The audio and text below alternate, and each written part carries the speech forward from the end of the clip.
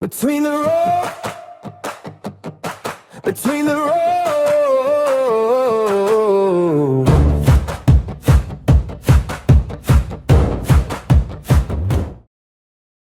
And I had a vision of like a future, which sounds wild, Yeah. right? And it was, and this is, I know, I probably should, but I know this sounds batshit crazy, and this is why I like people shouldn't, don't listen to me, but it kind of showed me a vision of, because like years ago, I'm going to curve off now, but like 10 years ago, if you spoke anything spiritual or meditating this or that, you know, you was seen as batshit crazy or woo-woo, you know, when actually based upon science and things and like books and real people that really start, like there's ancient history, mate, that's just been covered up, right? Natural healing like modalities and holistic therapies which would change the world, right? But because of the pharmaceutical industry and because of pills and tablets and that generate is a billion-trillion-pound industry, we've all been kind of brainwashed in a way. And you could go to a doctor, right, and they'll just give you tablets. They won't ask you really how's your sleeping, how's your water intake, how's your food, like how's like life, how's this, how's that. They're just, how many people have been palmed off with depressants or tablets or whatever. And I know if you've been struggling, fair enough, yeah, but there's things that we should put in place to kind of, we need to fix the root cause of some stuff, you know, which is where therapy would come into, I guess. that helps, of course. Again, a modality. There's a way, like a really strong, powerful one, of course, you know. And you obviously do like hypnotherapy as well. I think that's like a way, you know, that can help change the world. So there is people like you and that are doing certain things. Same for like, again, breath work, you know, or people that meditate. These are all like natural modalities. Similar sort of stuff. You know, even people that like that are good with the body and moving the body and relieving stress out the body and shit, you know, or yoga, you know, like I've done a lot of yoga because it's just good for you, you know, rather than self-medicating, like, or using coping mechanisms or being in a cycle of things that just are not good for you or your mind, you know. Where was I going with that? So you're just going to tell us about the vision that you had. So, yeah, I wasn't avoiding it, I promise. But it was basically telling me, right, that the system that you know will collapse. And when you think about it, that's crazy, right? But we're all so dependent on a system which has been created, you know, by human beings themselves. Like time has. Most people probably don't even know that. Time has, the calendar has. You can look all this shit up. Everything about your life has been created by mankind, you know, and the way we live and breathe, eat, see, or do whatever, you know, all of our natural senses have been fucked with on a serious level, right? And this is why I believe that brainwashing and manipulation is a thing, and people will realise that one day we're going to look back on times and go, fuck, like how were we so blindsided, right, you know, with what's really going on. Like it's 2026, mate, and we haven't really figured much out at all as like a species, have we really, you know? And why are so many things, like why are we paying for water, like, and electric and gas, all these things that we need to survive, why are they not non-profit? You know, like we should all be helping each other. It's because of greed and money that people, this is what I hate with business as well. Business can do this to you as well. It can probably, I sound loopy, but I'm in control of it, I promise. But like, it's kind of, but it does make you question shit at one point, you know, like, because I've been around that world of people that are, their egos are insane. There's people that are so driven. This is what it is. The world's run by like psychopaths, you know, and people that are like like when we was a kid, you know, a millionaire was like insane, wasn't it? Like Yeah, that yeah. was the pinnacle. And as we've got older, like then like a billionaires have become a thing, and now they're like it just keeps going, you know. Um, and we're apparently in all this debt. Like that debt's never gonna go, because why would it? Mm. Why would they tell us? When are they ever? Why would they ever turn around and go, do you know what? This government has finally cracked it, and we now have no debt. What would everyone then do? Do you know what I mean? Like Yeah. they almost lose control of those people, because that's why they keep you chasing things, right? Mm. You know, that's why like years ago it was the white picket fence and the house and a nice car. That's when MTV Cribs come out. Everyone kind of got brainwashed to the idea of having this big house, nice car, and all Yeah. this. Now, through the power of finance, which is the biggest scam in the world, because it gives people the false hope that they can afford something they fucking can't, because people years ago used to fucking save money to buy for something, you know, and then it's a more of an achievement. Now someone can just go buy it on debt. Debt can be used as leverage, and I'm not a financial advisor or whatever, right? But it's true. It's chasing a dream. Then when you look back, fast forward to now, people have the house, people have a nice car, but they're still miserable. So now what's everyone chasing, right? You'll see this in the world, on social media, everywhere. Why is everyone all of a sudden talking about buying a bit of land and living so freely and having a farm? You know, most people don't even know how to fucking run a farm. And most people can't even run their own household, let alone a pack of animals. Do you know what I mean, though? Like, speak to a farmer, you know, like the guy from Chatham, you know, that's, I'll say a plumber, and go speak to a plumber and say you want to buy land and run a farm. He's just going to say, he's going to laugh at you. Do you know what I mean? Like, farmers work so hard, like it's insane. But I know a lot of this, right, as well, because you've got to remember I'm in the domestic sector, right? So for the last 7 years, I've been in homes and I talk to people every day. And it's like I've witnessed the evolution of the mindset of people as well. And what people used to really talk about, you know, I used to know, like, test the water a little bit, what I could really say, you know. And then all of a sudden, like, before you know it, a lot more people are talking about this sort of stuff, what I am, more than ever. Because people are getting fed up and people are starting to realise that maybe I might actually be lied to a little bit. It is really coming out. A lot of things are coming out as true about the banking systems, or like water. Imagine saying to someone 10 years ago, whoa, mate, don't drink that tap water. You can't do that. You'd be a lunatic. Of course you can. Now, do you know what I mean? Bear Grylls is telling you can't drink your water. Do you know what I mean? Like, but all these things are coming out. It's so true.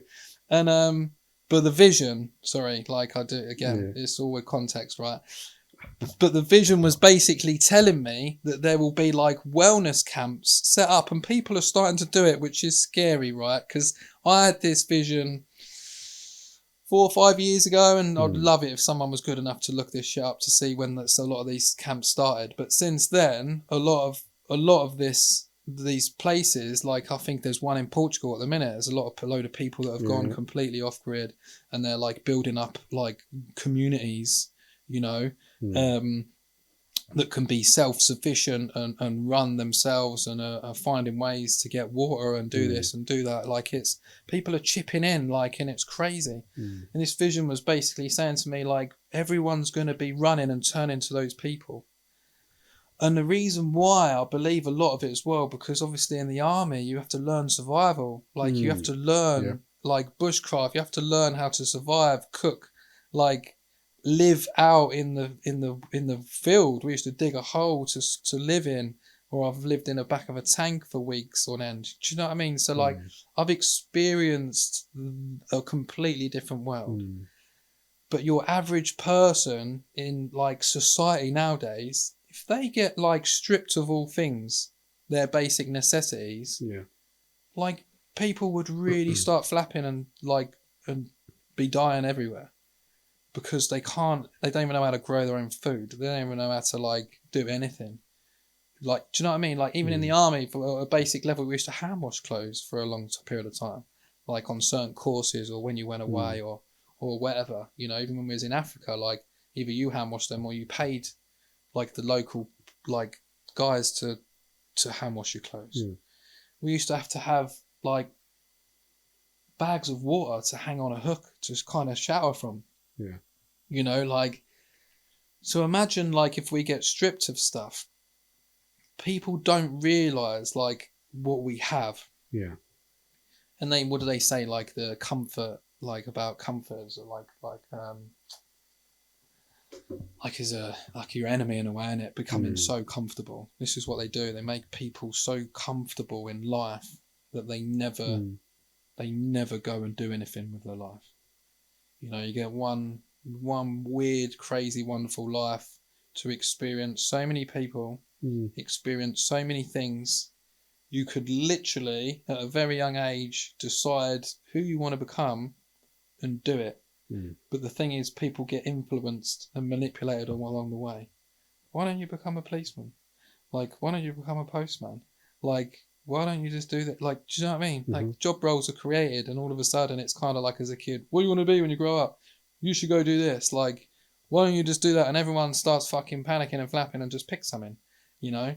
Rather than, like, people nurturing their own good skills and qualities to become something they want to, or being that creative. That's why some people slip through the net and become artists or singers or whatever, you know, people that go against the grain a little bit, you know, or I mean, don't get me wrong, when I was a kid, my dream wasn't to become a plumber.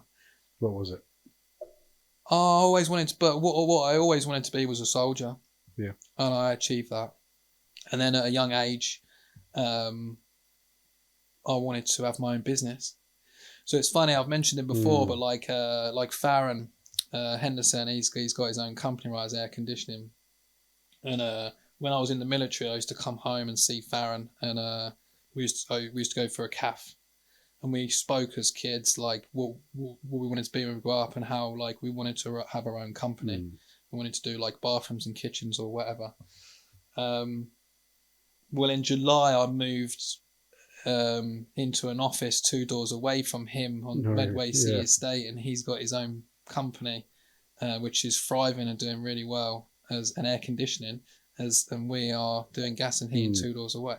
So to me, like, I have set out to become or do something, and achieved it, like, in a way.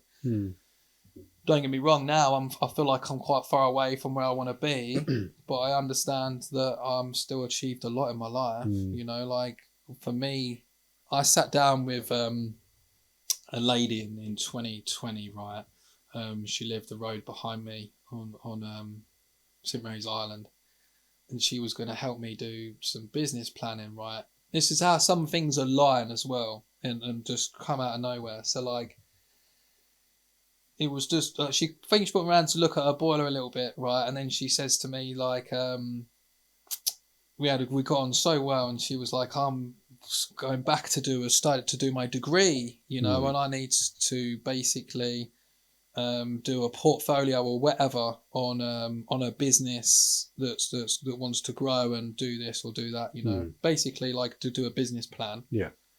And I'm like, I was going through a bit of a phase really where, I should have mentioned it before. Same for like I've had a few visions, right, or a few things that have come true. So in my business, a lot of the things I'm going through right now, I've visioned before or thought about or whatever, you know, and it's kind of happening.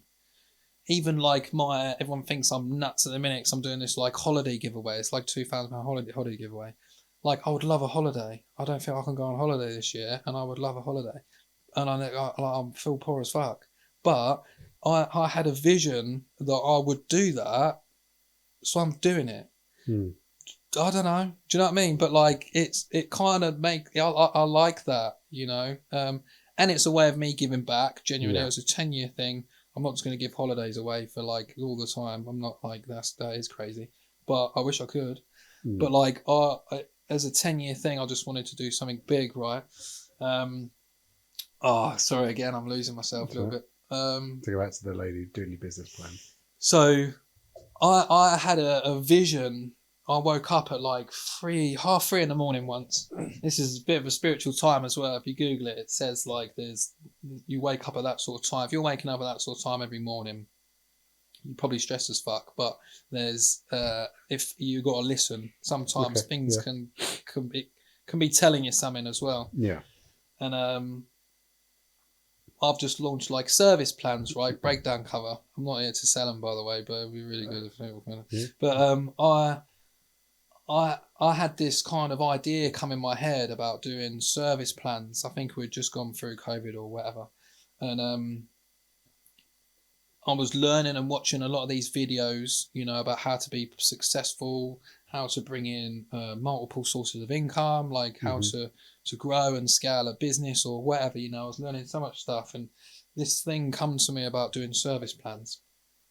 And I was throughout my life, out of nowhere, it's 3:30 in the morning, I'm getting my laptop out, and I've just blurted out a massive plan of what I want to do in the future. Man, it was insane. Like, and then a week later, this woman calls me up and I go round to her house, and then she's like, I need to do a business plan, and I've got a plan to do a business plan. And I'm like, she needed a new boiler or something, and I'm like, you can help me help you. This is so good.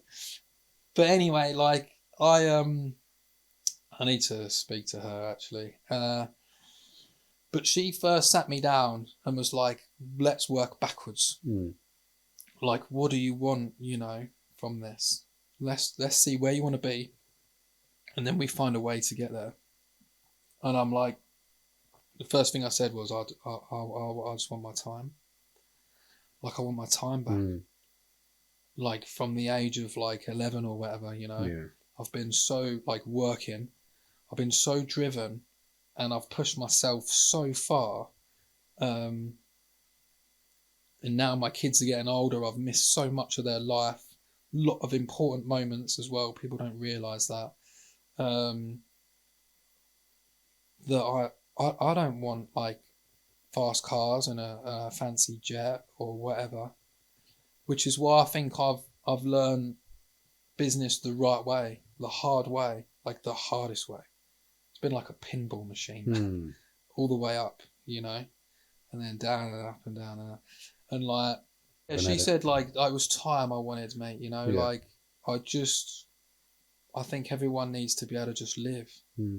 I think once you become so conscious, because that's again like in a spiritual term, right? I always say awareness is everything.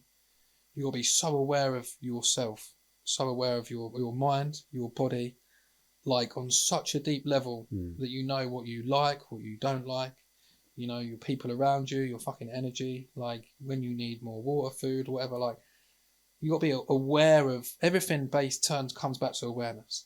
Everything you want to discuss, talk about, your life, you, whatever, it's awareness is key. And there was another really important one I just forgot as well. Oh no. I was talking about becoming so conscious, you know, because I think if you can take yourself to such a good place, which isn't easy, like, and I have so many low moments and depressive moments. I think I've suffered my whole life, and everyone knows that. But you can take yourself to a really good place, and your need and wants are for nothing. Yeah, it's crazy. But I wanted to build a company that can be self-sufficient or run with me there or not, so I could then have time to be with my kids, my family, you know, see the world, have slow days, and maybe this could be my why, right? So when you look at a lot of what I've said, there's a purpose to life that fuck knows why we're all here or whatever. It's just whether we are just energies having a human experience or whatever you want to believe it. Some people believe in God and religion or whatever, you know. But there was some sort of creator or creation, you know. This has never come out of an atomic bomb, you know. But how do we make it a better human experience.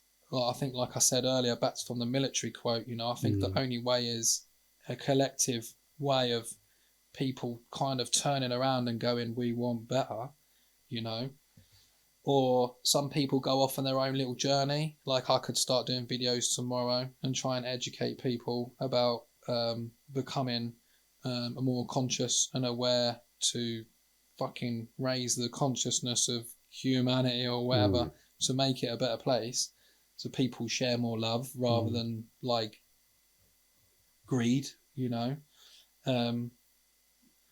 but I felt like that was a bigger task. Part of me wanted to be like that at one point, to be like, because I think, like, what are we all doing? Yeah. And just to touch on it quickly, sorry, actually, I think that the spiritual world can be just as corrupt as any other world. That's why it's so woo-woo, because it's been made to be woo-woo. And there's people that learn a little bit and then all of a sudden become coaches or experts and start telling everyone. And I think once people become a little bit conscious, it becomes like a really good feeling. And then ego steps in. And then it's like, I know this. It becomes like almost a bit of a cult. Like, I know more than you, and this is like something so different. A lot of the people are, with no disrespect, have gone through a lot in life or had a lot of trauma. I think 3 bad relationships can trigger a spiritual awakening, and I think, again, people forget that their ego can step in and alter that experience. And what I mean by that is a lot of people can manipulate what they're learning to take from people. There's a lot of good people I've met that want to help the world, do great things or whatever, but there's a lot of people out there that use it to make money again. It's like a constant cycle, just like anything. Like the business world's corrupt. The bigger you go in companies, the more you realise how corrupt governments are. I've witnessed it, like I've known it. I've worked for people that have been in high profile situations, right? And you hear how corrupt it can be. That's why I speak the way I do, It's insane, mate.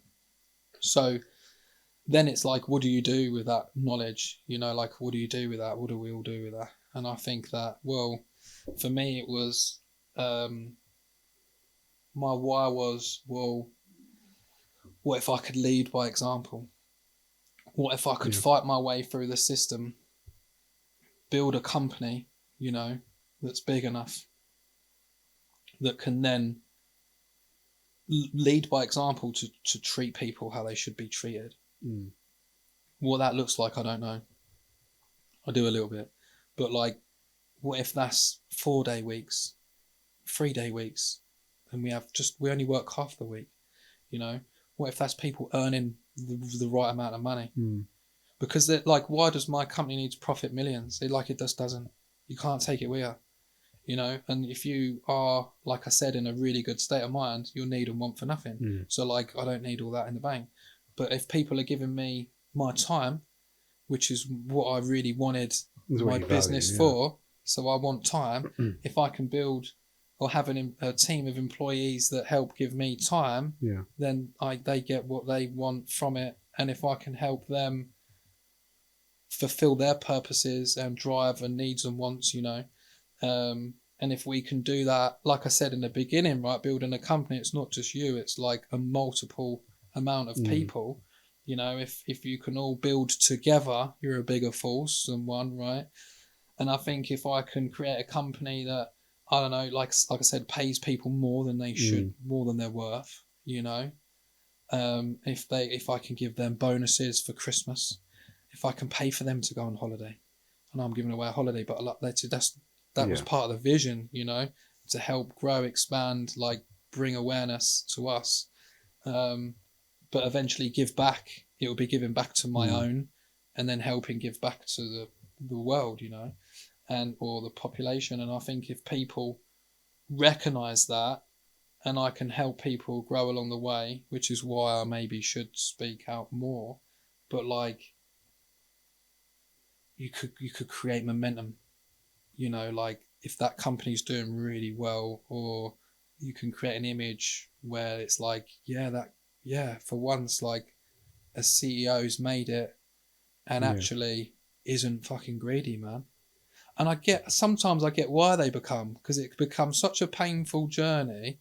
You could end up being quite like come from a place of pain to be like, fuck the world, this is all mine. I want it all, like I'll just take from everyone, like, and I want everything, I get it. And and I still have dreams, like part of me wants to live, like have a place in like Portugal somewhere, like I still want to have like, it's like I still have dreams and aspirations, it won't just be mine. People could fucking use it all they want, like, and my kids will always be here. So, but you see where I'm going with that in business, like, and if that can create a ripple effect, or like I say, leading by example, right? If more people could follow suit, to me that was a better way of changing the world than trying to do it in that other way, to try and help people. The selflessness, isn't it? Yeah. When you've got kids, it's different. Like we should want that. Why are we all not like the middle-aged lot, like not really busting a nut to help change things so our kids have a better life? Yeah. And it does, doesn't it? When you have kids, it changes everything. Massively. It changes so much, and I just don't think I could sit back and just watch a shit show and watch them grow up in a shit show or whatever, and it probably comes from a place of pain as well, like of course I'm driven by what I've been through, like I was so down and out as a kid, and there's been times where I'll just think, fuck it, I don't want to be here. There's been many times for me, like if there was a ladder to check out of here, I'm fucking climbing it. Yeah, I kind of wanted to touch on that a little bit, because I know when we met up for a coffee last time, you was telling me about one of those times of kind of wanting to check out, and it was around that. I don't know whether you want to share that or not. You don't of course, but, yeah, mate. But I think it'd be interesting. I'm here to be vulnerable, mate. Yeah, I think it's interesting for, people could relate to it or may have had similar kind of experiences. But I remember you said it was around sort of like Christmas time. Yeah. I mean, yeah. I think, like I said, well, at a young age, I had a great awareness, and I think joining the military helps you become like bulletproof, man. What made you want to leave the military? Just off. My dad got arrested.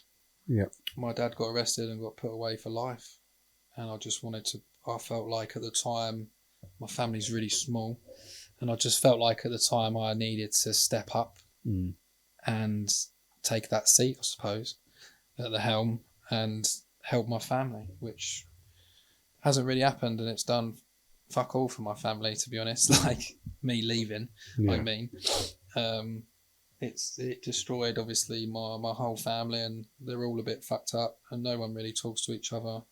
I have not a very good support family network. It just is the way it is, But kids too.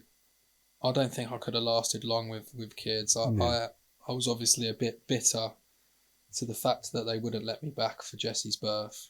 Yeah.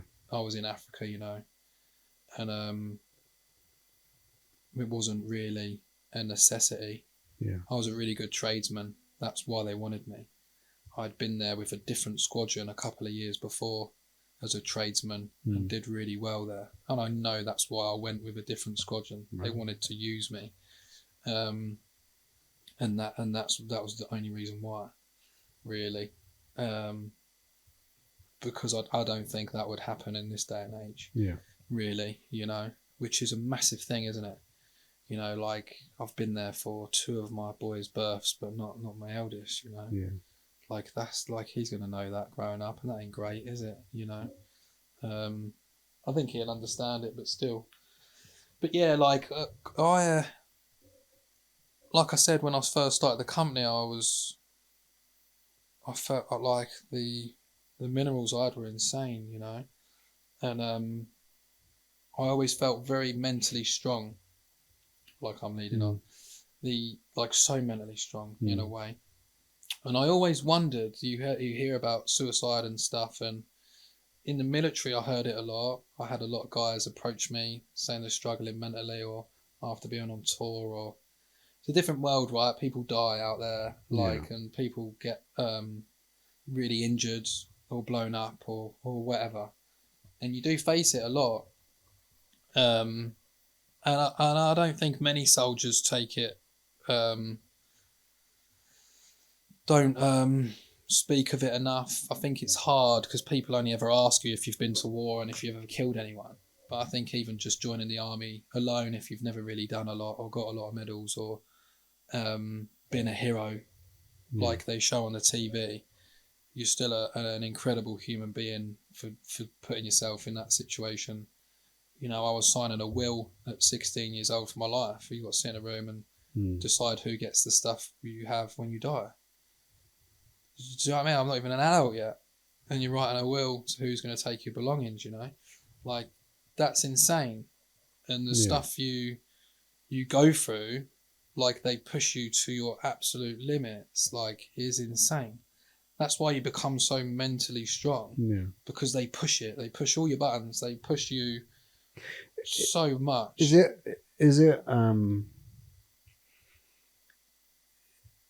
it a sense of being mentally strong, or is it kind of a sense of being numb to it? Like over it. I mean that by sort of like overexposure. Like you see something so much, you kind of numb to it. Does that make sense? Yeah. I think a bit of both. I think it does become numb. I think a bit like it's like going into a state of shock, isn't it? Yeah. Almost, you know. I think, and that can happen. I think because of my childhood, that's what made me really good in those situations. Yeah. Like, and even in like some extreme situations I've been in, even at training level, right? But in the army, like, say you're doing PDT, like if you're going to a deployment in Afghan or whatever for 6 months, you'll do an 18-month pre-deployment training. So you can imagine, like, that training has got to be really, really difficult to prepare you to go for war. You know, I think I did PDT like 2.5 times. You know, like, that's a serious amount of like training as well. And hats off to anyone, by the way, that has done service and has done multiple tours and has gone through some serious shit, like more than I ever have. But I was surrounded by it as well, you know. And like, even from a training point of view, you know, like I did really well on my Carter when I went through a mad experience of coming back to Chatham to do my my advanced trade training. I think I then joined my unit in Tidworth to do Afghan training for a few months. I also got in a bit of trouble there, but that's another story. And then I got called out to go back to Germany. My boss said to me, "You're going back to Germany, you're going on a promotion course, you know." And then I did my Carter, and I did really well. Like, out of like 40 odd blokes or whatever, I come in the top 3 and promoted on the day, which is massive. Like, it skips your career really well. But I remember being on a training exercise there at the end of it, and there's like soldiers everywhere, you know. And we was in I think it's called like the Bergen-Belsen, maybe. It's like a derelict camp in Germany. I think there was like underground chambers from like the Nazi days when they were doing experiments on people. There was like burnt out cars and buildings or whatnot. We was living there, patrolling there and sleeping on the floor at night time, you know. And I remember the next morning, there was a scenario where they had created like a simulated suicide bomber that's walking towards your camp that you've set up, you know. And you're in charge, like I was in charge. So it's kind of like everyone's looking at you to be like, what do we do now? Wow. You know, and you've got to make a decision there in the moment, like, right, kill or whatever, you know, like, it's just, so there's so many things that you can go through. I think it can almost, you can numb to it, of course, But then I think also we've got different levels. There's always Yeah. more you can go to, which is why elite people can really keep pushing themselves, to become better, to become great. There's always something you can kind of get your way up there, With no disrespect, and I know people really suffer, but there's a lot of people in the world that are just weak, and I know that sounds really... How do you define that? I think that's... You can define that in a way of lack of knowledge as well. It's not just their fault. I think it's the way the system and the world is designed as well. Having the comforts that we have. Like look at men nowadays. They're not really that strong. Not many men are training. I think if you had a man and if a man was to be really honest with himself, a lot of people, and again, I could probably get shot for this, all right, but I think if you was to really write down on paper who you wanted to be and how you wanted to become, like a man would want to be strong and fit, right? You just would. If you had the possibilities, if you had a man to be like, right, maybe in a hypothetical sense, you didn't have kids, you didn't have this, money wasn't an object, how would you live, breathe and be, And so, just to clarify, in that sense, weak as in more of a physical sense. No, I'm on about throughout broad. Right, I'm on about mentally and physically, right? Because I think people are mentally weak, and it's not their fault. And I think it's because people don't push themselves enough. People are limited. Limiting beliefs is a thing. Fear is a thing, like insecurity is a thing. There's all of these feelings and emotions which attack people that we all suffer with, right? But there's ways to break through them and we just don't. But why? Why don't we? So I know it sounds so painful, right? For when I first said that, people are just weak. Because people are, who's this dickhead? What's he on about? I'm fucking weak. But a lot of people are. I've been weak many times. I felt weak recently for weeks. I feel so low, because I've done a bit of a reset. I've taken away caffeine. I was smoking again for a bit. I've quit smoking. I've started going to the gym again, which has made me feel weak, for a while, because it's hard, but then it gets better.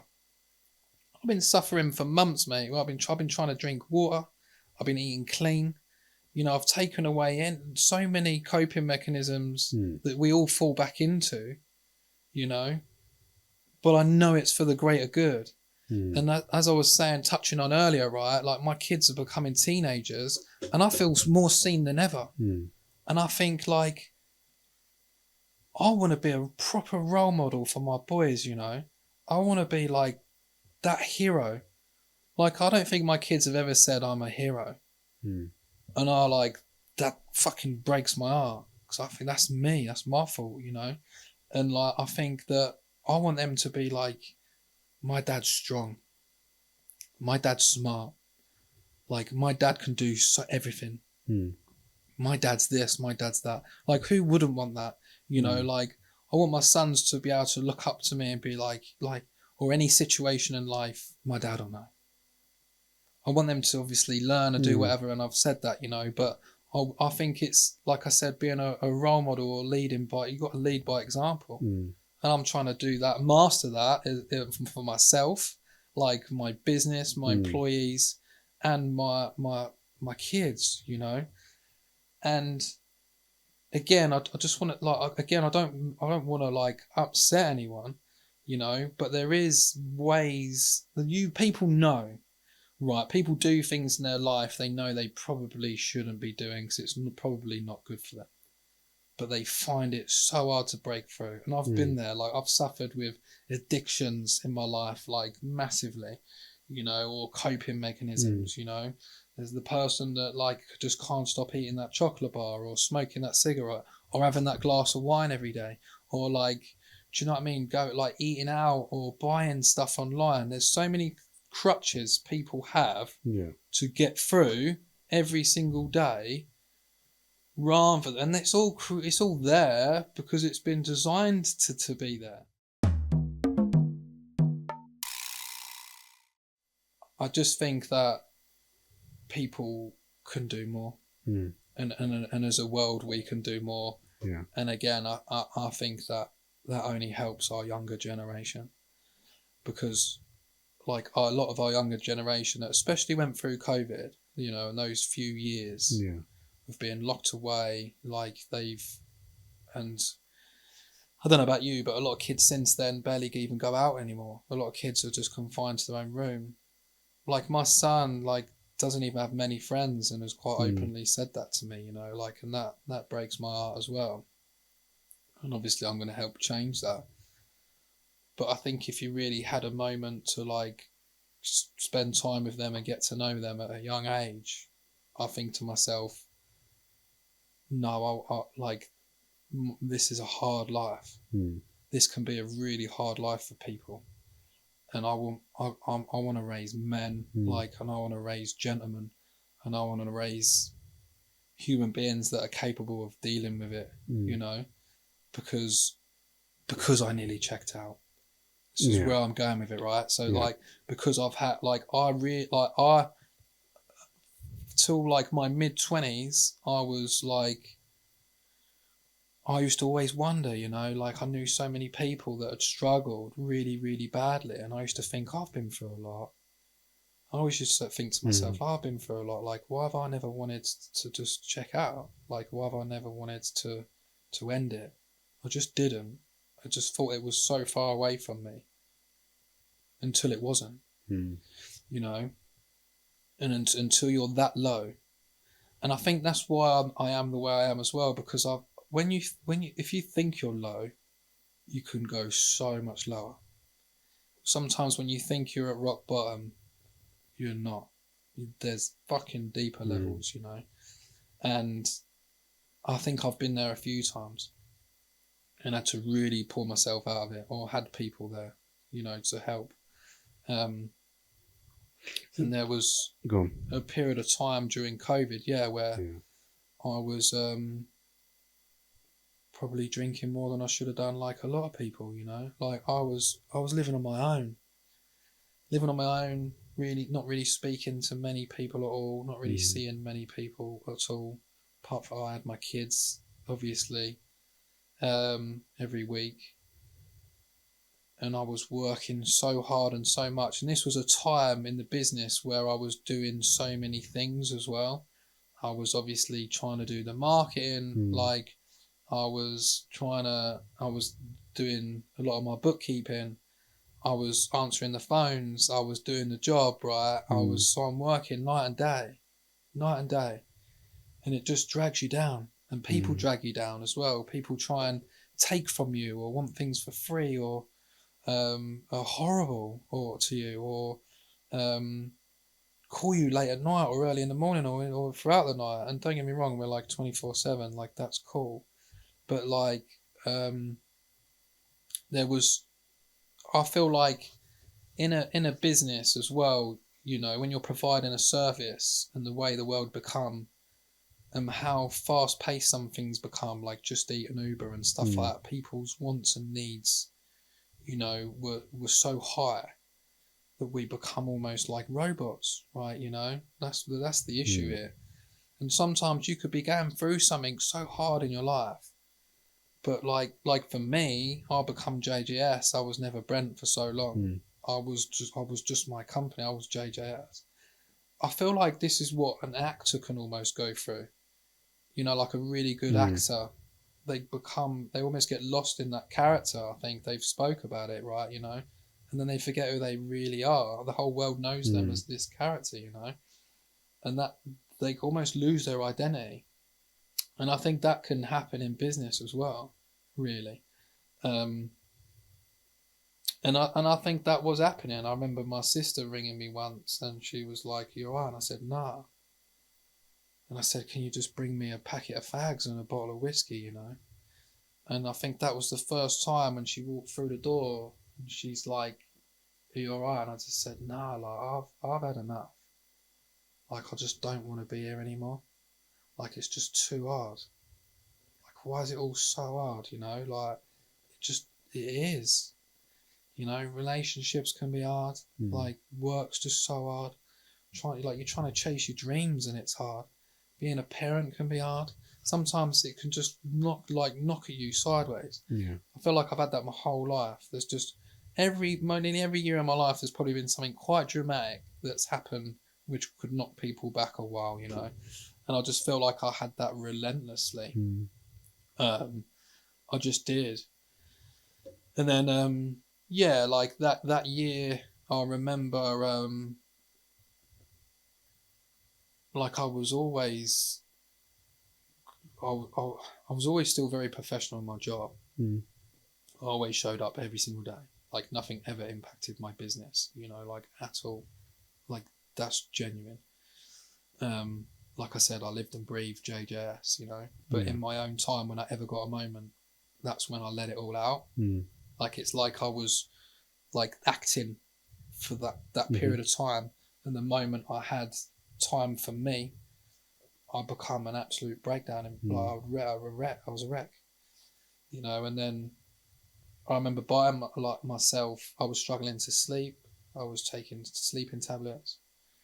There was times where I would just be taking loads of tablets and drinking to just pass out, you know, on a weekend or whatever. And then I remember buying myself this like 65% or 70% was really, really strong whiskey, and I just put it on my kitchen side. And I was like, I think that year I knew I was going to have Christmas on my own.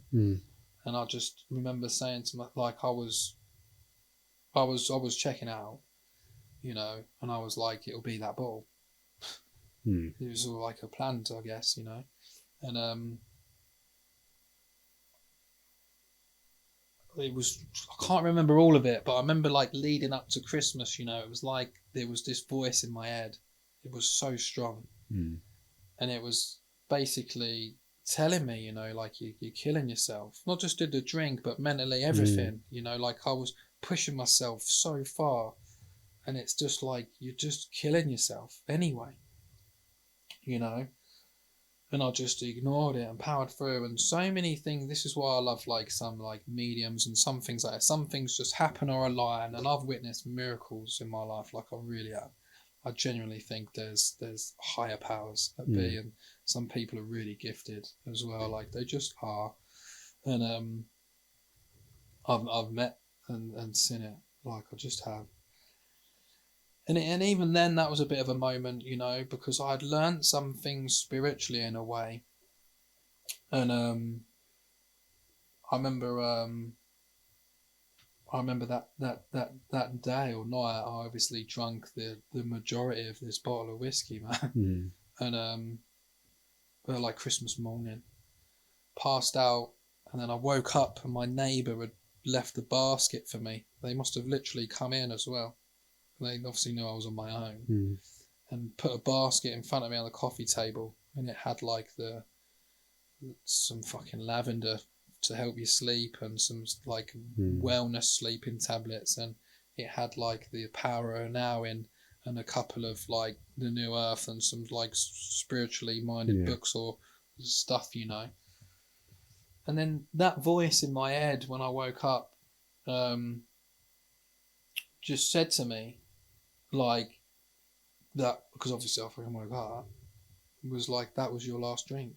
It was so strong, mate. Like I believe that's probably where some people have experiences whether they believe could be God or whatever. You know, no disrespect to religion or whatever, but that's what I think it comes from.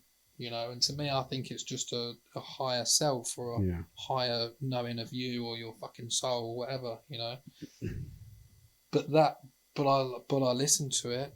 You know, I went cold turkey instantly, and didn't. And just to touch on alcoholism, right? As a society and especially a nation, we overdrink, and it's a poison. you know. And don't get me wrong, I love a Guinness now, but like there's the majority of the population drink way more than they should. It's just a fact. If you have to have even a drink a day, probably got a bit of a problem, and no one would ever like to admit that. That's just truth, right? So, and I get it, you know. Like I really do. Like I said, I was brought up in a world of alcohol. Like I had my first bottle of vodka at 11, and then I joined an organisation that was based around fucking drinking, man. Like you know. They used to do a thing in the army called Gunshot every Christmas, where all your seniors would wake you up in bed with a whiskey. You know, like it's a very old fashioned thing. And I went so the other way. I did the biggest reset of my life, which is why I know it's possible. Yeah. I stopped smoking. I was training. I didn't drink for 13 months after that. And I felt so powerful. After about 5 or 6 months, you think it's the biggest scam in the world, you know. But I tell you what really changed things for me. It was 4 weeks after that episode. Yeah. I had a call from a guy, an investor I know, and I had fitted his boiler. We've become really good friends. He's a really old gentleman, and he rings me and says, "Brent, like I want you to come round." And he was right. This must have been literally. I think this must have been just before COVID. You know, I can't remember now. It must have been. It might have been the year after. I don't know, but that had a big impact on it anyway. But this guy rings me, and I go around his house, and he's like, "Bren, I love what you're doing. Like, I love what you do.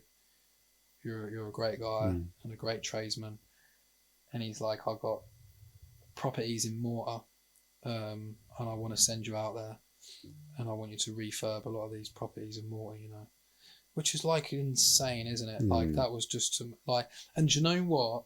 The biggest thing I've got to express, it never happened, but it didn't matter. Like and I think it was because of COVID. So I remember it affected it so much, and it honestly wasn't about that.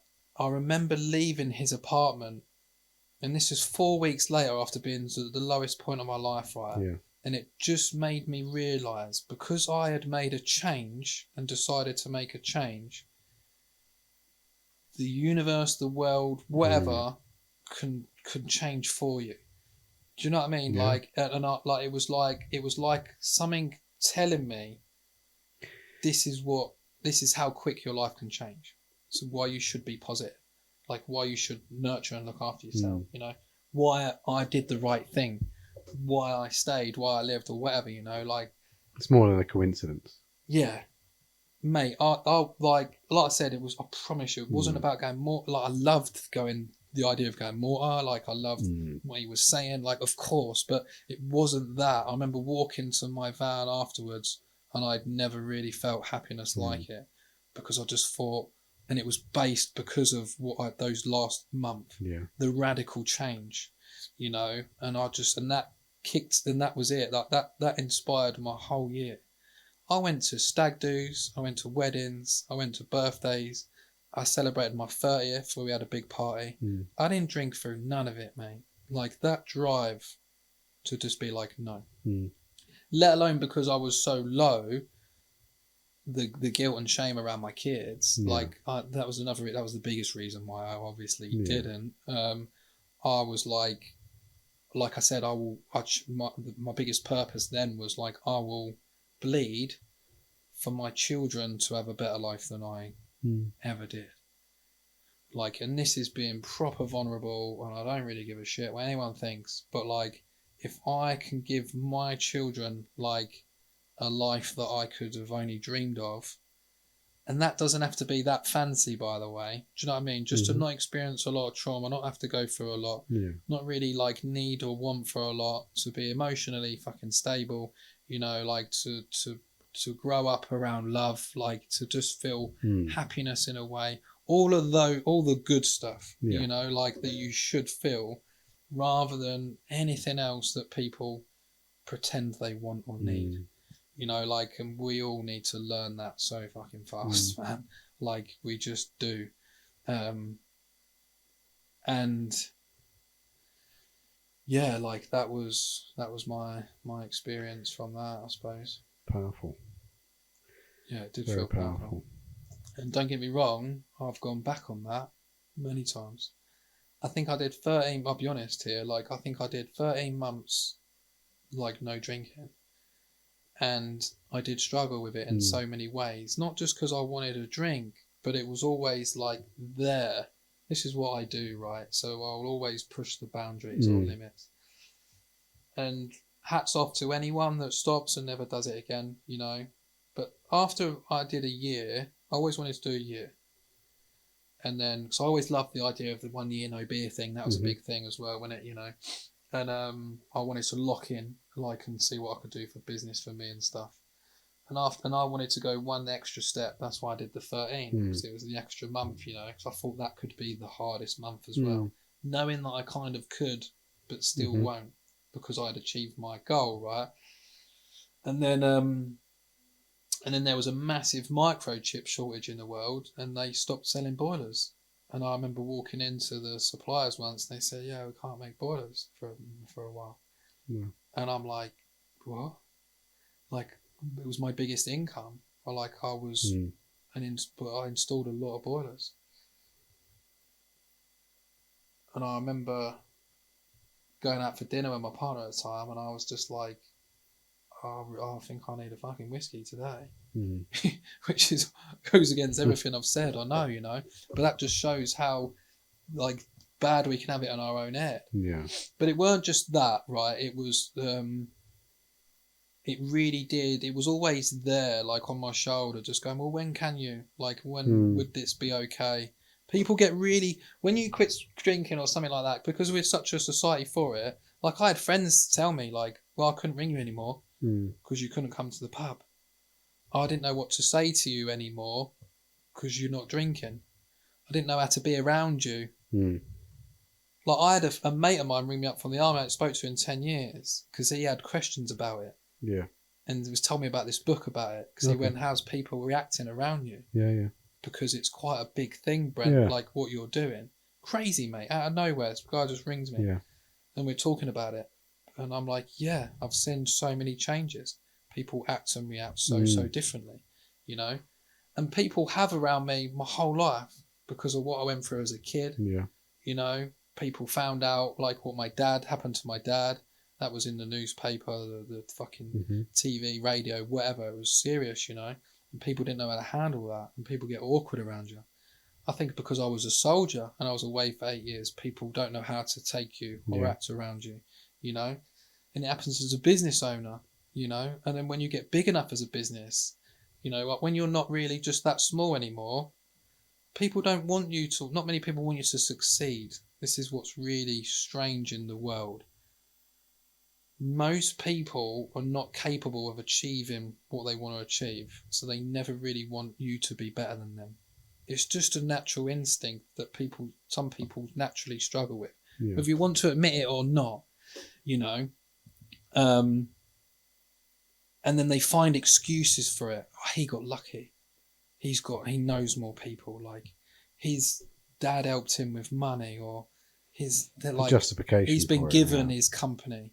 Yeah, because it gives them a lazy excuse to satisfy the reason why they're just fucking shit person, like, or not better than when they should be, you know. And I know I've said a lot here that will attack people, but like, if it hurts you, then you need to sit with that for a bit, you know, like, because it's on you, isn't it, you know.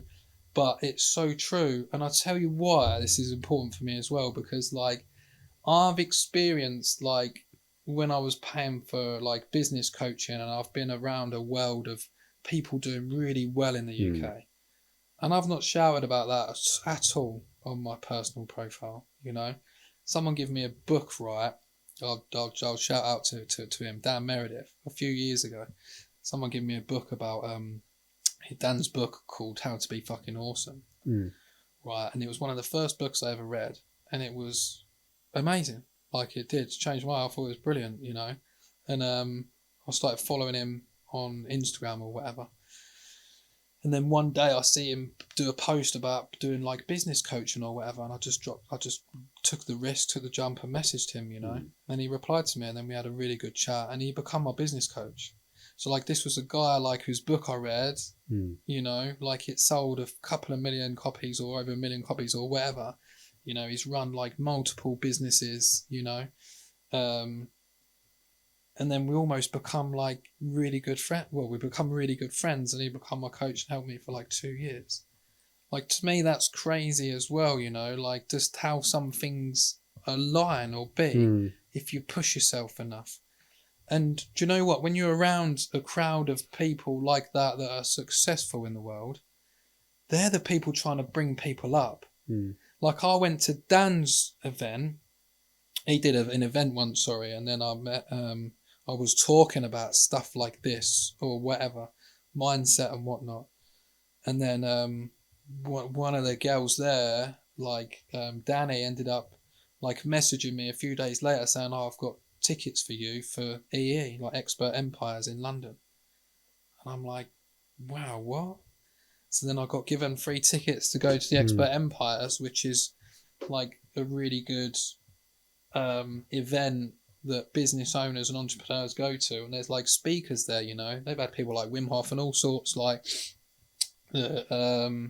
Stephen Bartlett, and like loads of different people I think have been to go there or whatever, that would help with a lot of the stuff I've spoke about, like mindset, how to improve yourself, like, how to grow, how to become better, like how to structure a business, how to grow a business, like softwares. Like, they talk about so much of the stuff I've spoke about today to become successful in life, right? And those are the sort of people that, like I say, will pull you up. They want you to win. Like, they will check on you, and want you to do really well. And then when you reach a certain level, like back home, I remember a couple of years ago, we had an immense growth. I think in a year in business, we grew like 56% revenue. And over a 3-year period, we almost tripled in size. And I employed, I remember, like 3 or 4 people extra. I had like copywriters, I had people doing my marketing, like I hired like business consultants, like, and I was, don't get me wrong, I still felt really poor, but I was pushing it so hard. I had like an 18-month plan to really try and push and scale, and it went terribly wrong for different reasons. There is some level of success there, but we took over a company as well, and do you know what, like how people then act around you is crazy, mate. And I almost hated it, because like people would walk up to me like, "Oh, how's the big JJS?" And I'm like, "Why can't you just ask me how I am? Like, how are you, Brent?" Like, because it bothers them like so much, because they just think you're achieving something that they can't as well. I know it does. It comes from a place of like jealousy almost. So many people get really, really jealous. So they're giving you like a different identity. Yeah, and a different like perspective. Like, it bothered me for a long time, mate. Like I said, I think when you're in a world of business, there's a lot of showboating, there's a lot of greed, there's a lot of people that are out for themselves, and a lot of people that try and take. So many people have agendas. How can they use you to climb the ladder? People just step on each other, rather than like there is a community out there of people, and there is a good bunch of people out there that collaborate in a good way and help each other lift. And again, I really suffered with that. The bigger you get, the less people cheer you on, the less people support you when you still really need it. Like, we're still a family-run business, like, and we don't get recommended a massive amount locally, which is fine. Like, I know that on the same breath, I know people have their own stuff going on. People are lost in their own world. I'm not saying like, poor me, we don't We don't have cheerleaders. That's not my message, you know. It was just how weird it is that of how some people can react around you when you're trying to be a better person, or put service to the world. Because at the end of the day, like, my company is still a company of service to help people. It's a form of helping people in a different way. And then I'd like to think one day I'd be able to help people differently. Yeah. When I've got a little bit more experience and wisdom, you know. Even though I sound like I've been spitting a lot of wisdom, like, I still struggle too. Like, and I still, like, I'm not nowhere near where I want to be. I'm still, like, raising kids. I'm still building a company. You know, I just don't think I've got the capacity to do any more than that. Not yet. Not yet. Maybe. We're going to wrap it up, Brent, if that's all right. I've got one more question for you. And that is the question I ask everyone at the end. Far away. Is there anything from this conversation that you're going to take away? Anything that you've learned about yourself? Anything that's been brought to your attention? Anything that you kind of not thought about for a while? Or what are you taking away from this conversation today? I mean, like I said, I always love deep conversations, you know. Like, at the end of the day, a lot of what I've said is an opinion. It's just my experience of life, you know. And clearly, through what I've been through in life has shaped the way I am, the way I think, or whatever. And I think I said, it sounded like I went in on so many things, and that would probably bother me. But I think some people do need to hear it as well, you know, like, and I